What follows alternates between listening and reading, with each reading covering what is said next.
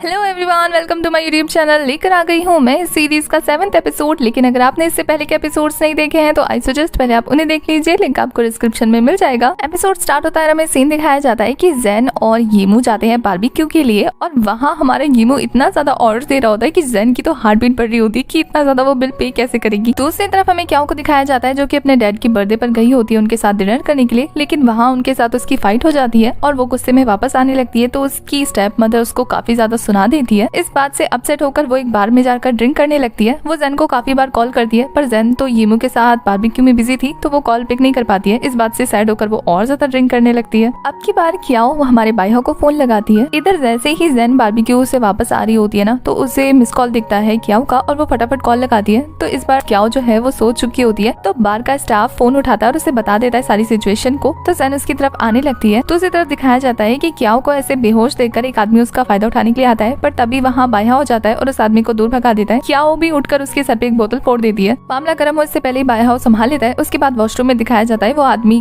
Kyaw को बुरा भला बोल रहा होता है और हमारे बाइहाओ से बर्दाश्त नहीं होता। उसके बाद सीन शिफ्ट होता है और वो वापस आकर क्याओ को वहाँ से ले जाने लगता है क्योंकि उसके हाथ पे चोट लगी थी। उसके जाने के बाद वही आदमी वहाँ आया होता है जिसका चेहरा पूरा का पूरा बिगाड़ दिया होता है हमारे बाइहाओ ने पीट कर। बाइहाओ क्याओ की चोट पर मेडिसिन लगा रहा होता है और क्याओ उससे कहती है कि तुम्हारे सर पे भी चोट लगी है, क्या ये मेरी वजह से है? और वो उसके सर पे बैंडेज लगाने जाती है पर वो इतने क्लोज होते हैं कि क्याओ नर्वस हो जाती है। बाइहाओ को अच्छा लग रहा होता है कि क्याओ उसकी केयर कर रही है। क्याओ बाइहाओ से पूछती है कि उसने उसे आधी रात को कॉल किया तो उसने उससे कुछ पूछा क्यों नहीं, बिना शिकायत के आ कैसे गया? तो बाइहाओ से कहता है कि मुझे पता है कि तुम परेशान होगी तभी तुम ड्रिंक कर रही हो। क्या उसकी ये केयर देखकर सोच रही होती कि उसे बता दे असली चीजें के बारे में। तो वो जैसे उसे बताने की कोशिश करने वाली होती है ना, बाय उसका हाथ पकड़कर उसे रेस्टोरेंट में ले जाता है खाना खिलाने के लिए। यहाँ रेस्टोरेंट में खाना खाते टाइम पे बाय थोड़ा इमोशनल होकर अपनी मॉम के बारे में बात करने लगता है और क्या उसके इस दुख को समझ सकती थी तो वो भी उसके साथ हामी में हाँ मिलाने लगती है। तो बाइहाओ को ये देखकर शक होता है, वो उससे पूछता है कि क्या तुम्हारी मॉम तो ठीक है ना? वो कहती है हाँ ठीक है सब कुछ। यहाँ बाइहाओ मेमोरीज के बारे में इतनी ज्यादा बातें कर रहा होता है कि हमारी क्याओ जो है वो फ्रस्ट्रेटेड होकर बोल देती है उससे कि तुम पुरानी वाली क्या जेन को क्यों याद रखते हो, अभी वाली जेन को याद रखो ना, मैं बिना मेमोरी के भी तुम्हें समझ सकती हूँ। उसकी बातें सुनकर बाइहाओ कहता है कि तुम ऐसे रिएक्ट क्यों कर रही हो, दोनों तो तुम ही हो ना। तो ये देखकर क्याओ शांत होती है और कहती है कि मैं मजाक कर रही थी और कुछ नहीं। यहाँ जेन काफी ज्यादा परेशान होती है और उसको फोन लगाती है। तभी उतने में क्याओ आ जाती है और क्याओ को देखकर जेन उस पर सवालों की बारिश स्टार्ट कर देती है कि मैं गई थी तुम्हें लेने के लिए पर तुम ऑलरेडी किसी के साथ निकल गई थी, कहाँ गई थी तुम? ऐसे बहुत सारे सवाल करती है जिसपे क्याओ कहती है कि आज उसने अपने डैड के साथ लड़ाई की तो उसे बस थोड़ा सा अकेला रहना है, जिसपे जेन उसे थोड़ी देर के लिए अकेला छोड़ देती है। क्याओ यहाँ पर बाइहाओ के बारे में सोच रही होती है। तभी जेन आती है, उसकी केयर करने लगती है कि उसके हाथ पे चोट लगी है तो वो नहाते टाइम पे आराम से ग्लव्स पहन ले और उसकी ऐसी केयर देखकर हमारी क्याओ को लगता है कि वो उसे चीट कर रही है। क्याओ जेन के पास आती है और देखती है कि जेन उसके लिए सूप बना रही है और उसकी काफी केयर कर रही है। उसके ऐसे एफर्ट्स को देखकर हमारी क्याओ रो देती है और उसे हक करके कहती है अगर मैंने तुम्हारे साथ कुछ बुरा किया हो तो मुझे माफ कर देना प्लीज। तो जेन उसे संभालने लगती है और कहती है कि तुमने कुछ नहीं किया और मैं हमेशा तुम्हें माफ कर दूंगी, वैसे मैंने सूप बनाया तो पी लेना। उसके बाद क्याओ को दिखाया जाता है जो कि बाइहाओ का मैसेज पढ़ती है जिसमें उसने कहा था कि अच्छे से घर पहुंच जाना। वो खुद को बाइहाओ के बारे में सोचने से रोक नहीं पा रही होती है। ऐसा लगता है जैसे कि वो अपने दिल को मना रही है कि उससे प्यार मत करो, वो सिर्फ जेन का है। नेक्स्ट मॉर्निंग जेन को दिखाया जाता है जो कि अपना काम कर रही होती है एज यूजुअल और आकर येमू से परेशान करने लगता है। उनकी ऐसी क्यूट सी हरकतों को देखकर ऑफिस के लोग सोचते हैं कि काफी ज्यादा क्लोज है, लेकिन हाँ एक दोस्त की तरह। जेन को काम के बीच में याद आता है कि उसकी डायरी तो लाइब्रेरी में छूट गई है। तो वो फटाफट लाइब्रेरी जाकर अपनी डायरी कलेक्ट करती है और उसे पता लगता है कि एक लड़का यहाँ पर छोड़ के गया, तो वो उसके लिए थैंक यू नोट छोड़कर जाती है। ये लड़का और कोई नहीं बाइहा होता है। जैसे जब जेन का थैंक यू नोट मिलता है तो उसे लगता है कि कोई है ऑफिस का जो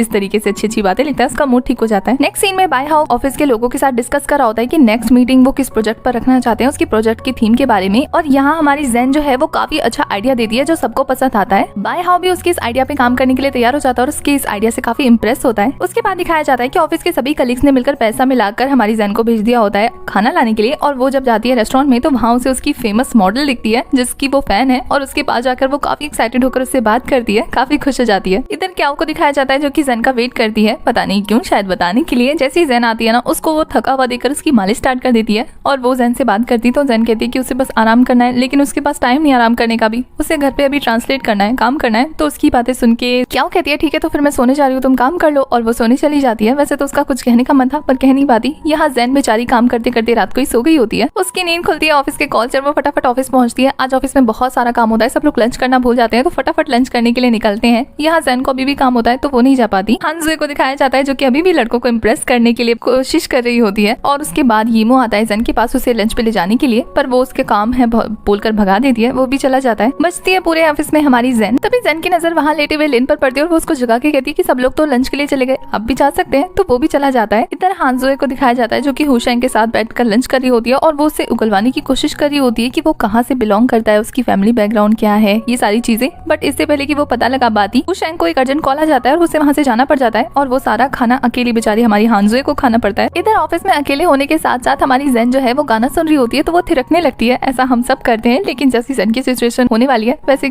किसी किसी के साथ होती है। वो डांस करने में इतना बिजी हो जाती है, इतना बिजी हो जाती है कि जब उसका डांस खत्म होता है तो वो सामने देखती है कि बायहाओ खड़ा है और बायहाओ को देखकर वो नर्वस होकर कहती है कि मैं गाना बज रहा था ना तो मैं बस यूं ही नाच रही थी। तो वो कहता है कि गाना अपने आप स्टार्ट हुआ था, तो कहती है नहीं। तो बायहाओ उसे एक गिफ्ट देता है तो जेन कहती है ये उसके लिए है। तो हमारा बायहाओ याद करता है कि उसकी फ्रेंड की जो गर्लफ्रेंड आई थी उसको जेन के बारे में पता था तो उसने उसके लिए गिफ्ट सेंड किया था। जेन बायहाओ के जाने के बाद उस गिफ्ट को चेक करती है तो ये एक हेयर ऑयल होता है और ये देखकर वो कहती है कि इससे एम्बैरेसिंग कुछ हो सकता था। फिर हानशुए को दिखाया जाता है जो कि सारा खाना खाकर वापस आ रही होती है पेट पकड़ के, क्योंकि काफी फुल हो गई थी। तभी उसकी नजर पड़ती है लिन पर और वो लिन को देखकर फिर से खुश हो जाती है और उसको जाकर खाने के लिए मनाने लगती है और फिर उसके साथ लंच पे जाती है। यहाँ वो ऑलरेडी काफी ठुसी हुई थी तो कुछ नहीं खा रही होती है और लिन ये बात नोटिस करता है और उसे काफी भर भर के खाना खिला रहा होता है। वैसे तो यहाँ हानजुए का प्लान था कि वो लिन के मुंह से सारी बात उगलवाए, लेकिन लिन तो कुछ बोल नहीं रहा होता है बट उल्टा उसको बहुत सारा खाना खाना पड़ जाता है। इतना सारा खाना खाने के बाद वो केमिस्ट के पास जाकर दवाई लेकर आ रही होती है कि तभी उसकी नजर पड़ती है यीमू पे और यीमू से लंच के लिए पूछता है तो वो उसके साथ भी चल देती है और अपने मन में सोच रही होती है कि ये 3 लड़के अलग अलग ही क्यों हैं, एक साथ आ जाते तो मेरा खाना